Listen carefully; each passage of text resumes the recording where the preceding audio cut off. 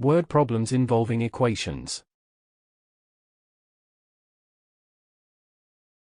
In this math tutorial, you will learn 1. How to solve problems using first-order equations with one variable.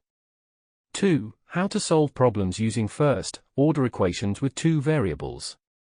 3. How to solve problems using second-order equations with one variable. 4. How to create word problems from equations. Introduction. In this tutorial, we will explain how to translate wordy problems into equations and vice versa.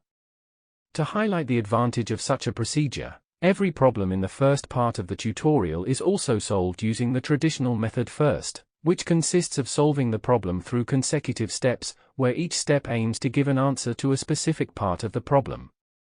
Since we have explained only the first-order equations with one variable, the wordy problems discussed in the first part of this tutorial belongs only to this category. Then, we will slowly extend to other types of equations by providing a few simple examples. That is all for introduction to word problems involving equations. To start this tutorial, please watch the first lesson 9.2.1, one-step problems using first-order equations. Thank you for watching. Make sure to like and subscribe to keep up to date with new videos. For more information, calculators, and tutorials, please visit www.icalculator.info.